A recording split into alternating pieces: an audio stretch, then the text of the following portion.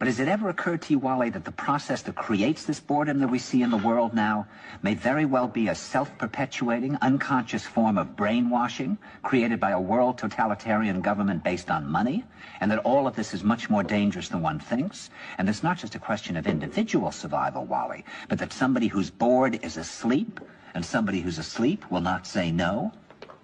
See, I keep meeting these people. I mean, just a few days ago, I met this man whom I greatly admire. He's a Swedish physicist, Gustav Bjornstrand, and he told me that he no longer watches television, he doesn't read newspapers, and he doesn't read magazines. He's completely cut them out of his life because he really does feel that we're living in some kind of Orwellian nightmare now, and that everything that you hear now contributes to turning you into a robot.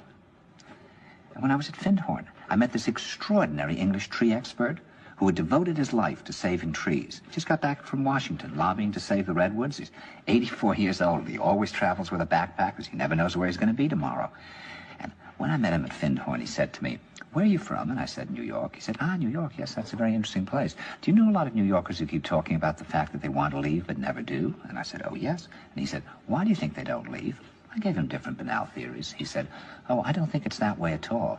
He said, "I think that New York is the new model for the new concentration camp, where the camp has been built by the inmates themselves, and the inmates are the guards, and they have this pride in this thing they've built. They've built their own prison, and so they exist in a state of schizophrenia, where they are both guards and prisoners, and as a result, they no longer have, having been lobotomized, the capacity to leave the prison they've made, or to even see it as a prison."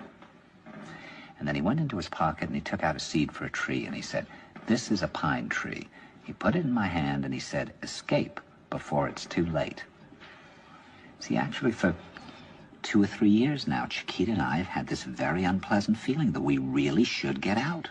And we really feel like Jews in Germany in the late 30s. Get out of here. Of course, the problem is where to go, because it seems quite obvious that the whole world is going in the same direction.